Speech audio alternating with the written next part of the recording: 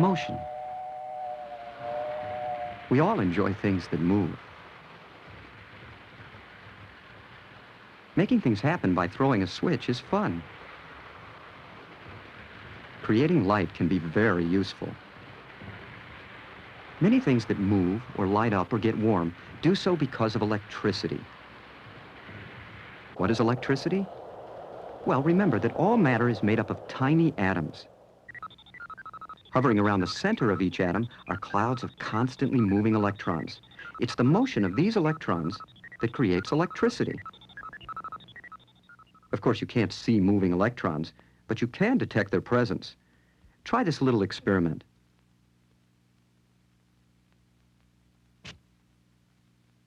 Let's look at that again. When you scuff your feet across the carpet, electrons move from the carpet onto your body.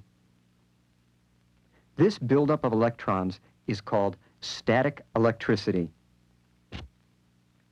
When you touch the steel case, other electrons jump back from your body all at once.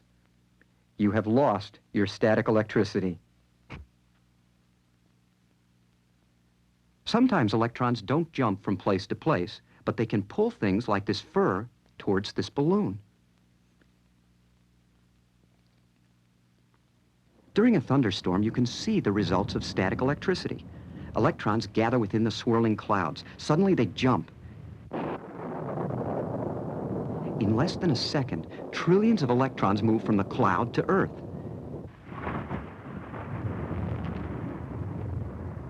Although spectacular, this form of static electricity isn't very practical. There's another kind of electricity called current electricity. It flows smoothly rather than jumping. Current electricity powers this train. We can't see electrons jumping from place to place.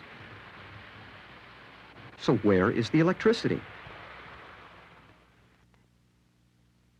In this case, electrons flow from the red switch box through a wire into one of the tracks. From there, they move through one of the train wheels and into the motor. But the electrons don't stop there.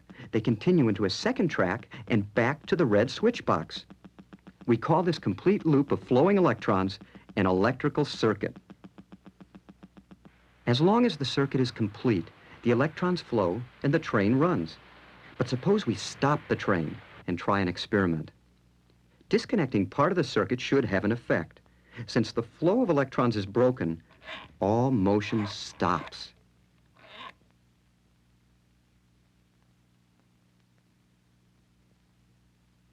Completing the circuit gets things moving again. Devices that allow us to easily break and reconnect circuits are called switches. Closing this switch allows electrons to flow through these wires and into the vibrating motor of the barrel loader.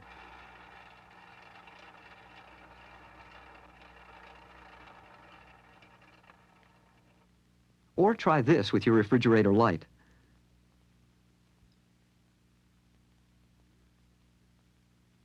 Here's a type of switch that will test your steadiness. If the copper wire touches any of the loops, the circuit is completed, and the light tells you that your nerves aren't what they should be.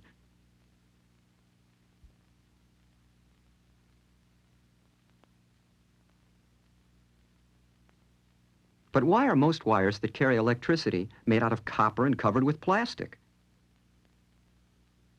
To find out, we can try this simple penny toss game. The copper strips on this board make a circuit that can only be completed when a penny touches two strips at once.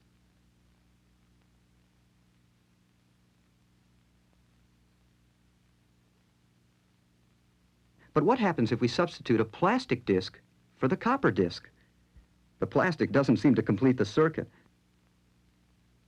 Perhaps the electrons in the plastic don't flow as well as those in the copper penny. If we could compare the flow of electrons through plastic and copper, we'd see that plastic atoms resist or slow down their electrons. For this reason, we call plastic a poor conductor of electricity, which is also why we use plastic as an insulator. Copper, on the other hand, has a lower resistance and lets electrons flow more easily, so copper is called a good conductor. We can see that a conductor's resistance depends on the substance it's made of. But resistance also depends on a conductor's length. These two wires were cut from the same spool, but one is short and the other is very long. The light with the long wire glows dimly, while the light with the short wire is quite a bit brighter.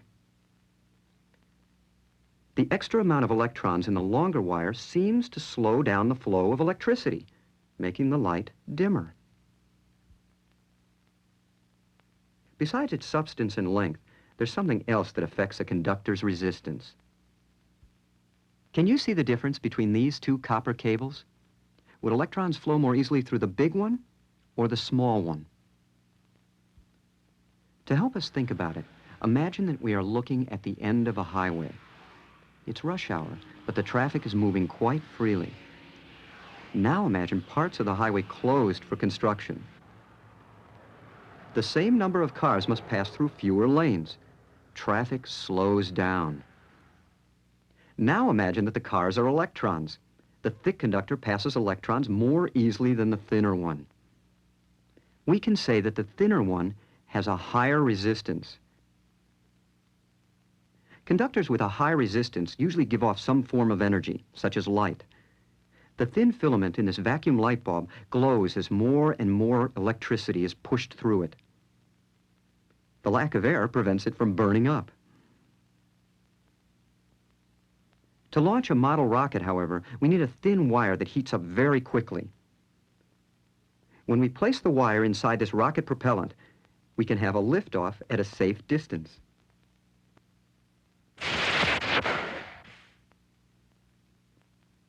We've seen three things that can change a conductor's resistance. One is the substance it's made of. The second is its length. A longer conductor has a higher resistance. The third is its thickness. A thin conductor has a higher resistance than a thicker one. But what makes the electrons flow in the first place? This train gets its power from an outlet on the wall. The outlet is part of another circuit that connects to a power line outside the house. This power line connects with other lines over many miles, all the way to the original power source.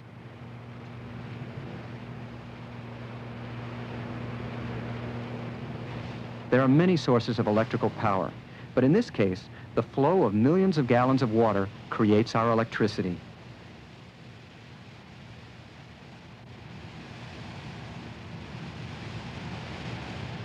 Some of this rushing water flows under this building, called a hydroelectric generating plant.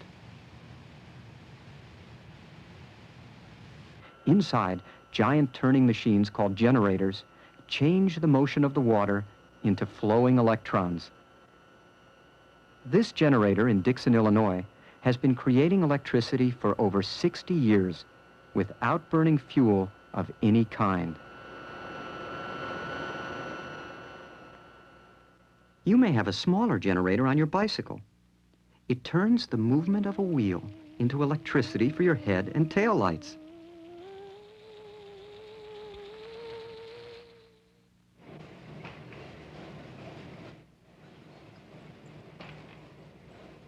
But many things that move rely on a different type of power source. Batteries can be used to store power from an electrical circuit. These batteries are being charged with electrons, which will later be released to power these robot delivery carts. Here's a battery that runs on apple juice. A chemical reaction between the fluids in these apples and the metal probes moves enough electrons to power a digital clock. This photoelectric cell is another source of current. When light hits the cell, electrons start moving through the circuit. Take away the light, and the current stops. Sunlight hitting these cells charges a battery for a train signal many miles from the nearest outlet.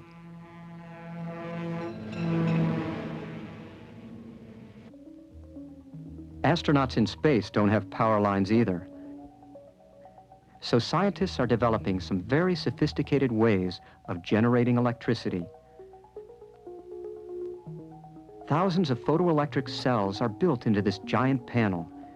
As the panel unfolds toward the sun, billions of electrons start flowing through the spacecraft's circuits. Perhaps technology such as this will someday lead to new sources of electricity for all of us on the planet below.